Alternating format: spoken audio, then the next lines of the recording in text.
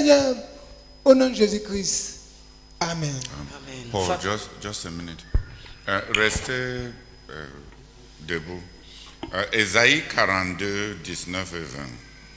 Ésaïe chapitre 42, versets 19 et 20. Qui est aveugle, sinon mon serviteur, et sourd comme mon messager que j'envoie? Comme mon missionnaire. Qui est aveugle, sinon mon serviteur, et sourd comme mon missionnaire que j'envoie?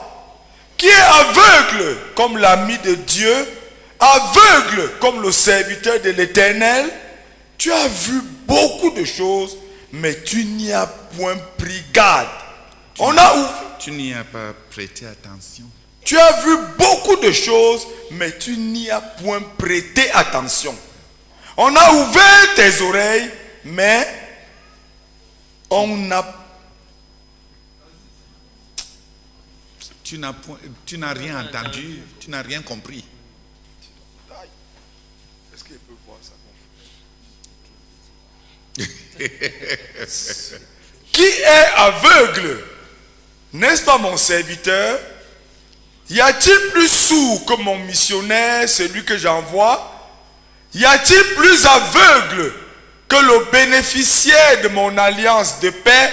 Plus aveugle que le serviteur de l'Éternel? Tu as vu beaucoup de choses, mais tu n'as pas prêté attention. Il a ouvert tes oreilles, mais tu n'as rien entendu.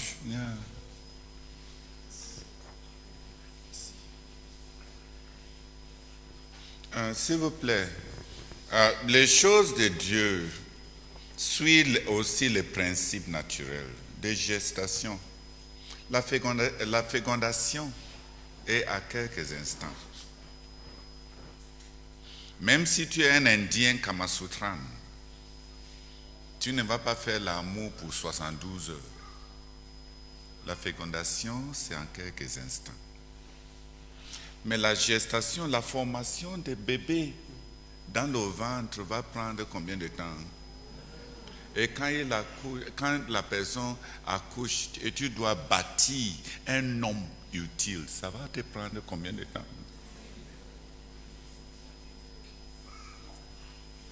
C'est pour ça qu'on ne doit pas avoir des rapports si on n'est pas prêt à avoir un enfant à vie.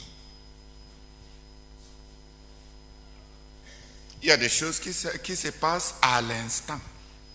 Une impression à l'instant. Ça s'enregistre à l'instant.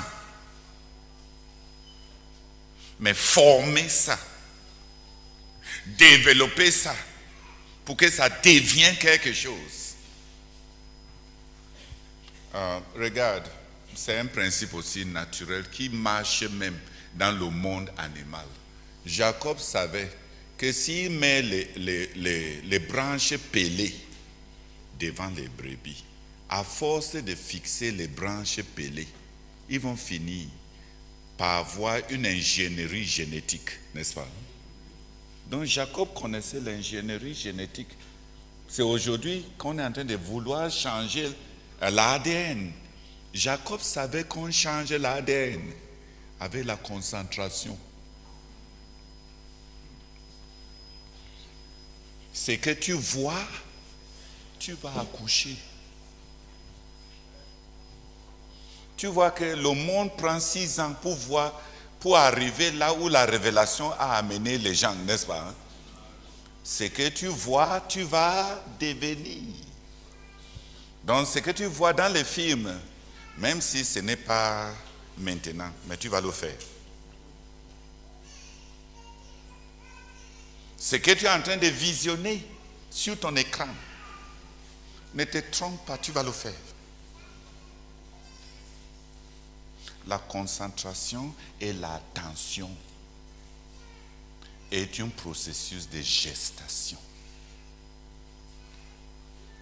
Ça marche positivement comme ça marche aussi négativement.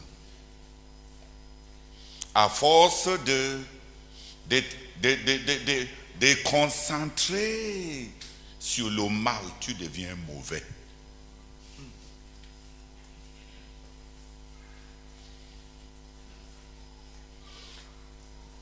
Tu as compris. L'attention est un processus de gestation. Donc dans la transformation, si tu sais ce que Dieu veut que tu deviennes, tu dois coopérer en gardant ta tête et ton attention sur ça. Quand le frère Zach a commencé à enseigner sur la formation des disciples, ça avait révolté tout mon être.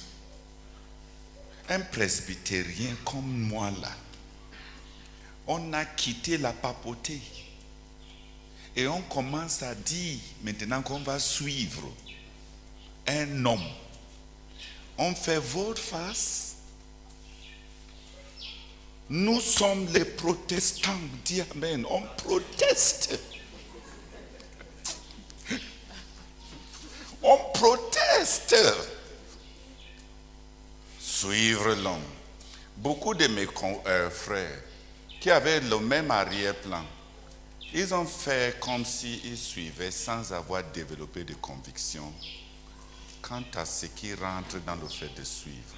Et avec le temps, ils commencent à poser des questions sur l'homolâtrie et ainsi, des questions creuses, comme pour les gens qui n'ont jamais entendu. Ils avaient tout le temps. Parce que quand on a entendu ça, j'ai passé mes nuits, des nuits blanches en Vogada. J'ai tablé tout le ministère du Seigneur Jésus-Christ dans Matthieu, Marc, Luc et Jean. J'ai mis ministère aux foules.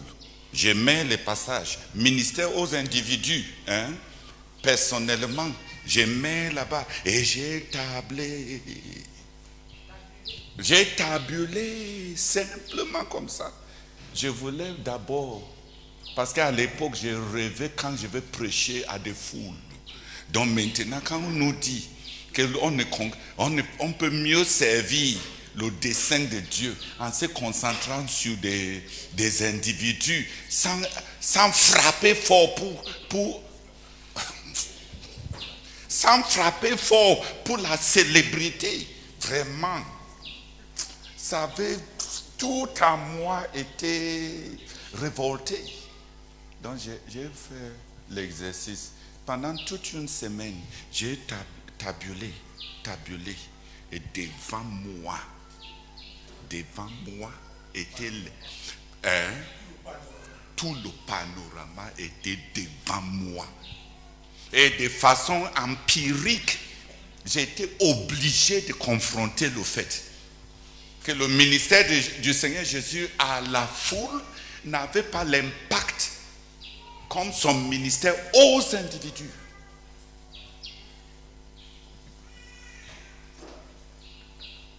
Je me souviens, en Vogada, j'ai dit, ouais Seigneur, le prof a raison. Le prof, il a raison.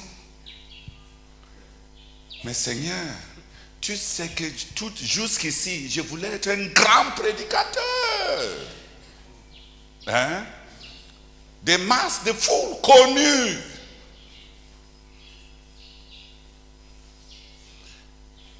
C'était 85. Je ne me suis pas engagé au frère Jacques.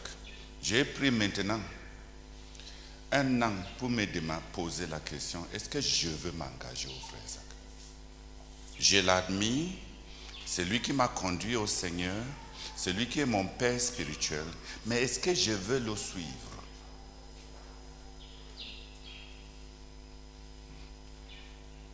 Est-ce que je veux? Est-ce que je veux être pour lui un fils spirituel comme Timothée l'était à Paul? Parce que si tu veux être un fils spirituel, j'ai encore parcouru la Bible. Il faut que tu sois comme Isaac. Quand la personne a un couteau devant toi, tu ne te bats pas, tu te poses sur l'autel où il va te sacrifier. Parce que tu le crois. Est-ce que je le crois? Est-ce que je crois quelqu'un qui a un couteau? Amen. Et le couteau là est pour moi. C'est pour moi, ce n'est pas pour les autres. Dis Amen. Amen. Est-ce que je crois? Ça m'a pris 1 an d'études, de prières, pour moi-même, pour mes tendances d'indépendance. Pour vous dire la vérité même, j'ai créé tellement même de problèmes avec le frère Zach que mes disciples un jour sont partis supplier le frère Zach d'amortir un peu comment il me réprimande. Parce qu'il semblait que c'est moi qui étais le sujet de toutes les réunions.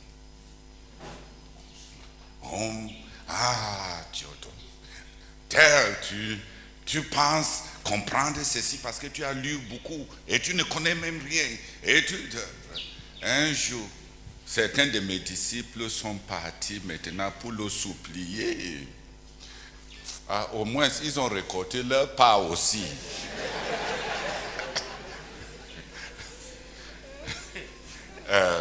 Des réprimandes.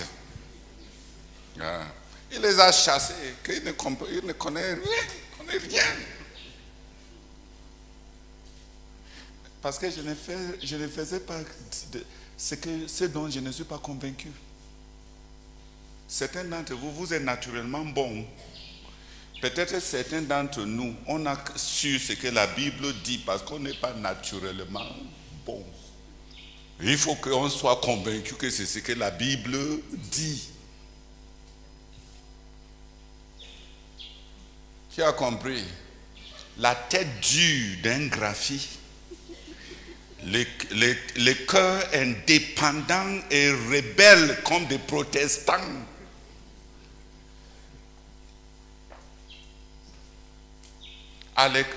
Opiniâtre. À l'école primaire, il y avait une fille appelée Kate. En classe, je l'admirais,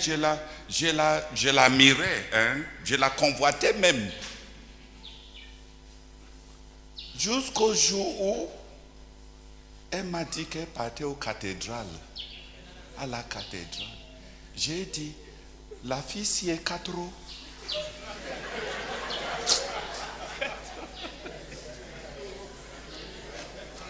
Elle est catholique. S'il vous plaît, frère, je ne sais pas ce qui est arrivé à mes yeux. Sur place, elle est devenue laide. Sur place.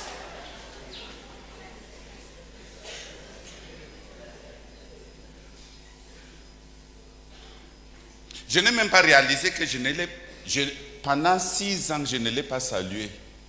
Quand on est arrivé à l'école secondaire, un jour, elle vient me trouver. Elle me dit, Théodore, qu'est-ce que je t'ai fait? On est des camarades de classe depuis... class 5 is what?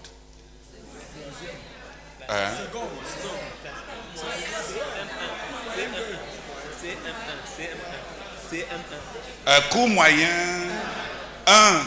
On est camarades de classe depuis cours moyen 1. Qu'est-ce que je t'ai fait? Même pour saluer, on se rencontre en route et je suis comme invisible à tes yeux. Je ne lui ai même pas dit que j'étais convoité avant jusqu'à ce que je sache que tu es catholique. Opiniâtre. Mais j'ai pris 1 an après avoir été convaincu que la formation des disciples était la méthode du Seigneur lui-même. Ça m'a pris 1 an pour ranger mon cœur pour devenir disciple de quelqu'un. Est-ce que je vais croire ce que la personne me dit? Est-ce que je veux me dire qu'il a plus d'expérience, il connaît mieux et il voit plus que je ne vois pour pouvoir obéir? Obéissant, pas obéir aveuglement, obéir parce que je crois. On ne obéit à personne aveuglement. La seule possibilité d'obéir à quelqu'un totalement sans poser de questions, c'est parce que tu le crois. Et pour le croire, tu dois avoir des bases sur lesquelles tu le crois. Tu dois être convaincu qu'il connaît plus que toi. Il est plus expérimenté que toi. Et il a ton bien à cœur. Sinon, dire qu'on va obéir aveuglément à quelqu'un qu'on ne connaît pas, ce n'est pas possible. En tout cas, avec le temps, ça va craquer. On n'est pas fabriqué comme ça. Ça m'a pris 1 an.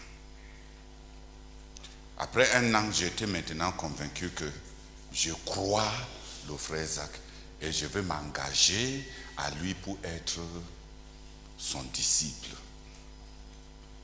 Ça m'a pris encore 1 an pour demander, pour me poser la question. Quand maintenant je vais m'engager au frère Zach, comme pour le Seigneur Jésus, tous ceux-là qui s'étaient engagés à lui, ils ont passé tous les 3 ans à lutter entre eux pour savoir qui est le plus grand. Je me suis demandé, est-ce que j'ai l'ambition d'être un disciple favori?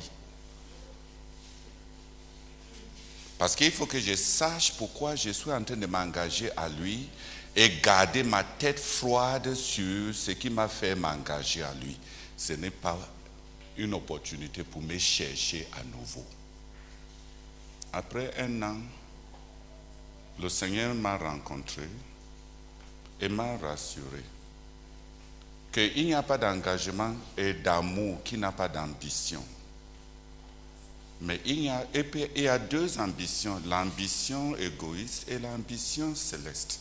Et il m'a dit, si tu t'engages à lui et tu décides de le suivre pour le rendre fier au jour du jugement devant moi, quand les cœurs des hommes seront dévoilés, décider d'être le meilleur que tu puisses être pour lui et décider d'être le premier dans sa vie. C'est 2 ambitions différentes. Ça m'a pris 1 an pour arranger ma vie, pour décider d'être le meilleur que je puisse être pour lui. De sorte que quand Jésus va nous regarder au ciel, il peut dire, le 7 août 87, j'ai écrit mon engagement pour être disciple.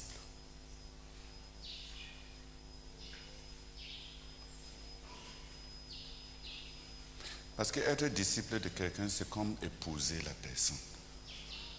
Après, tu pars où?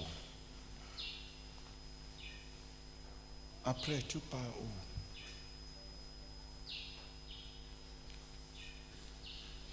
Qui voit ce que ça m'avait coûté? Est-ce que j'étais anormal ou bien j'étais honnête?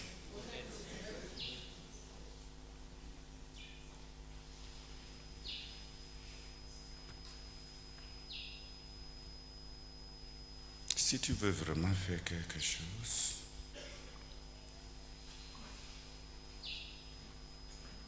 il faut s'attarder sur ça jusqu'à ce que ça te transforme. La transformation n'est pas facile. La transformation, ce n'est pas comme recevoir l'argent. Les sujets de prière pour la transformation sont coûteux parce qu'on doit les prier pendant les 9 mois de gestation avant que ça se forme en toi. Et après ça, les 25 ans pour que ça devienne musculaire et barbu. Les mêmes caractéristiques vont te prendre 25 ans pour devenir bien fort. Oh.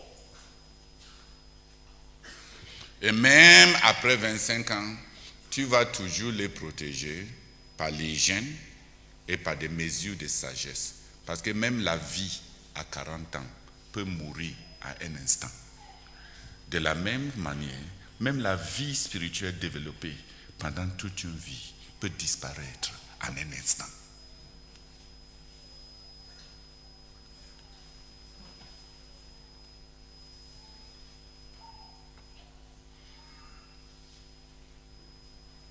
Que ce soit la sorcellerie de Jacob. Il n'a pas prié, ce n'est pas Dieu qui lui a dit de prier comme ça. C'est juste sa part de sorcellerie. Il connaissait faire la sorcellerie. Que ce soit le processus de gestation, toute transformation, si Dieu t'a dit d'entrer dans CPH, ça te coûte quoi d'étudier tout ce qui concerne CPH? Étudier les machines, étudier pour être utile. La vie n'a pas un sens parce qu'il y a trop d'adrénaline. La vie a un sens parce qu'on a un fond. Les gens qui étudient les insectes c'est quoi? Quelqu'un décide d'étudier toute sa vie, d'étudier les criquets. Il y a quoi dans le criquet? Tu prends un criquet et tu le balances et c'est fini. Est-ce que les criquets sont gros? Est-ce qu'ils sont importants? Mais il y a des gens qui font le doctorat d'État dans les criquets. Dans les criquets. Un jour, les gens, on a organisé une fête dans une grande concession et tout le monde était en train de danser. Et on a vu un gars qui faisait comme ça. Et il faisait comme ça. Et il est sorti dehors, il faisait comme ça. Et il part derrière la maison, il fait comme ça. Les gens, quelqu'un le suivait et lui a demandé qu'est-ce qui ne va pas avec l'autre aussi? Est-ce qu'il a trop bu? Quand il est venu finalement interrompre le jeune homme pour lui demander qu'est-ce qui te dérange?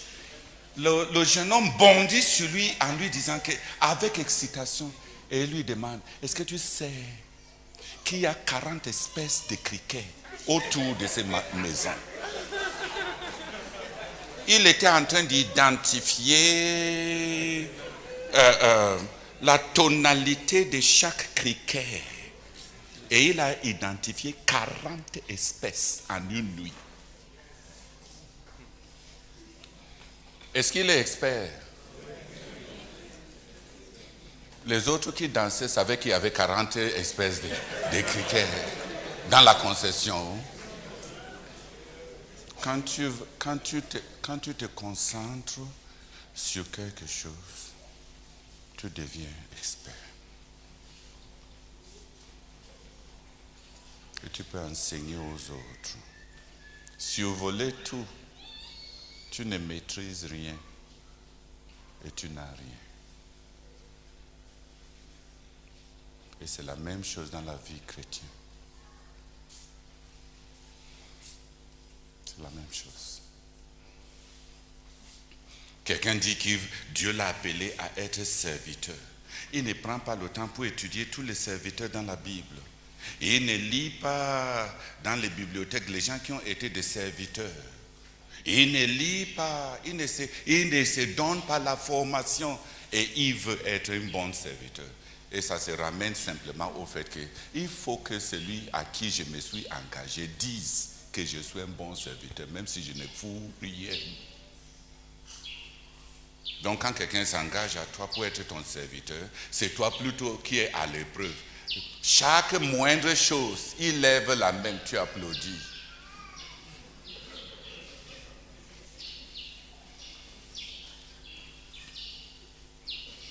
Chaque don qu'il t'apporte, il veut que tu prêches sur ça.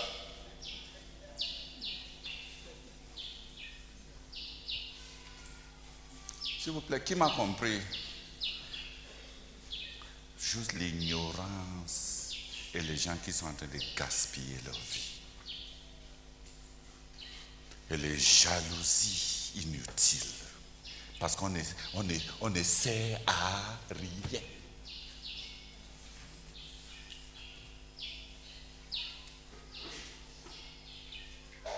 On attend des félicitations pour rien. Pour n'avoir rien fait.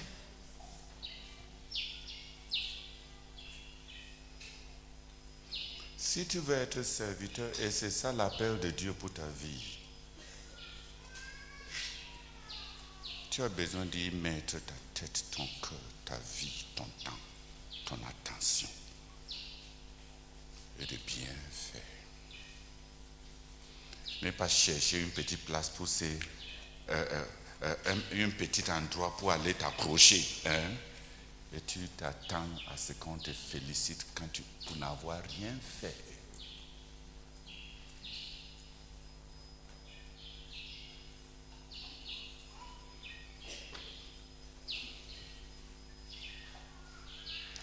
Rappelle-toi, il y a les gens qui ont le doctorat d'État sur les criquets. Pourquoi? Ils se sont concentrés, ils ont prêté attention, ils ont étudié.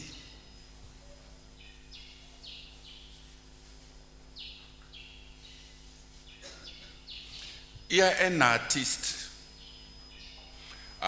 en France, il n'y a qu'en France ou bien en Hollande, j'ai oublié, il n'y a que là-bas où des choses abominables. Il a dessiné les vagins de 2000 femmes pour ressortir le fait qu'il n'y a pas deux vagins qui ont les mêmes formes. Donc il a créé un musée de vagins avec 2000. Qui a compris? 2000 dessins de vagins dépeints. Il est fasciné par les vagins. Et il est devenu fameux maintenant partout dans le monde.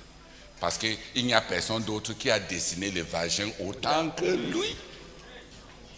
Et il a un musée de vagins.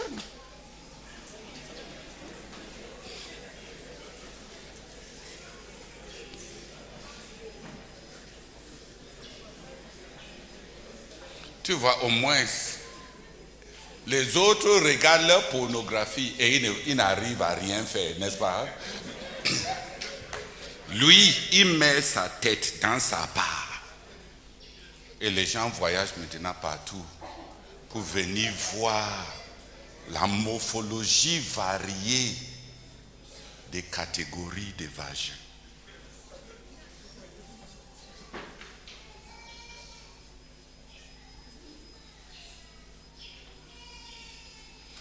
Ok, il est l'artiste des vagins.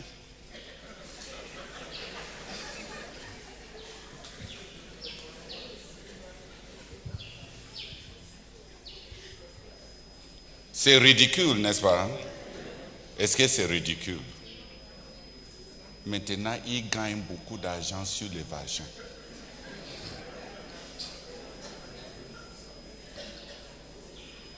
Est-ce que tu savais qu'il y avait beaucoup d'argent comme ça?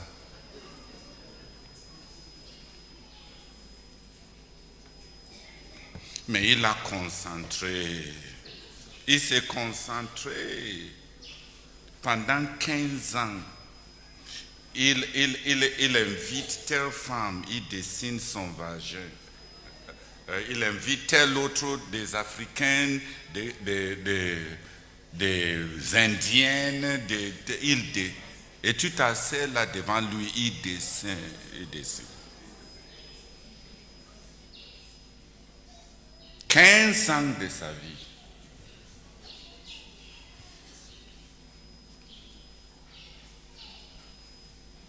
Tu as mieux compris.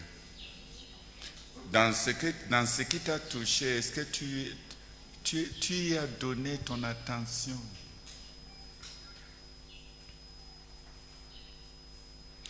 Je vous ai dit que pour apprendre comment servir le frère Zach, avec l'ampleur et le développement du ministère, le Seigneur m'a mis sur un programme d'études pour 9 ans.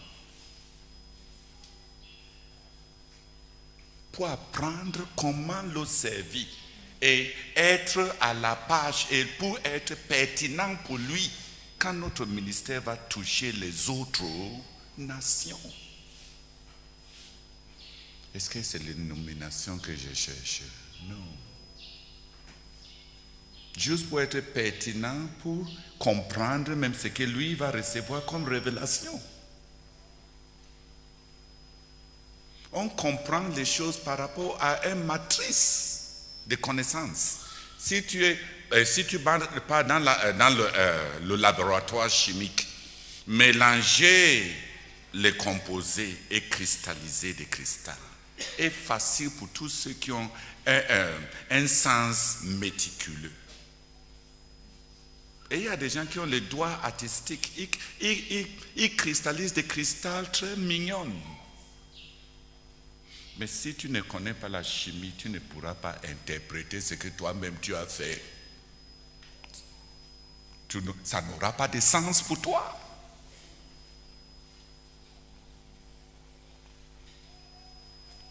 Comment on va comprendre même ce que Dieu nous donne si on n'a pas une matrice?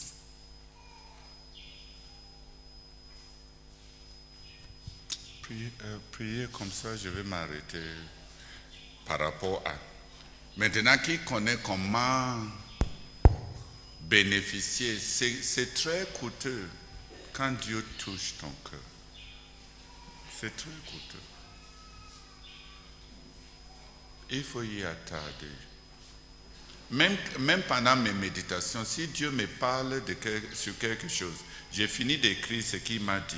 Le lendemain, je reprends d'abord ce qu'il m'a dit maintenant, comme mon passage biblique, ce qu'il venait de me dire la veille. Et je médite sur ça pour voir ce qu'il va me dire de plus. Et je reviens sur ça jusqu'à ce que je crois avoir épuisé. Jusqu'à ce que, quand je dis croire avoir épuisé, c'est quand je sais maintenant clairement ce que je veux faire, hein, par rapport à cette impression. Quand tu arrêtes une impression et tu commences à chercher le frère Théodore et les dirigeants pour leur dire, le Seigneur m'a dit ceci, aide-moi à l'accomplir. Je suis le Seigneur. Si c'est lui qui t'a dit, il est loin, pourquoi il ne te dit pas quoi faire? Est-ce qu'il commence à parler et il ne peut pas finir ce qu'il a commencé à dire? C'est juste la superficialité.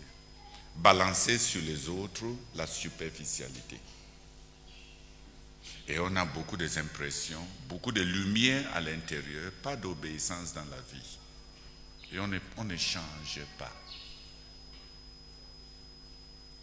Il faut rester sur ça jusqu'à ce que la lumière que tu as reçue se cristallise à ce que tu peux absorber dans ta vie.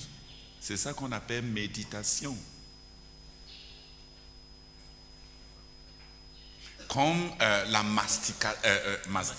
mastication. Est-ce qu'il y a quelque chose de nouveau à croquer la viande, croquer le goût de la viande? Tu ressens ça seulement pour la première minute que ça entre dans ta bouche. Maintenant, tout ce qui suit après, tu es en train de le préparer pour que ton corps l'absorbe. Dis Amen. Tu fais ça.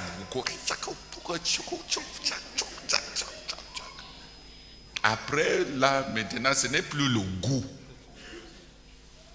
Ce n'est plus le goût. C'est maintenant la mastication. Tu rends ça utile à ton corps, absorbable. La parole de Dieu est comme ça. Il y a ce qui frappe, qui est nouveau, qui est étrange, mais on s'attarde sur ça avec la pensée, avec la lecture, jusqu'à ce qu'on doit faire dans notre vie par rapport à cela devient clair.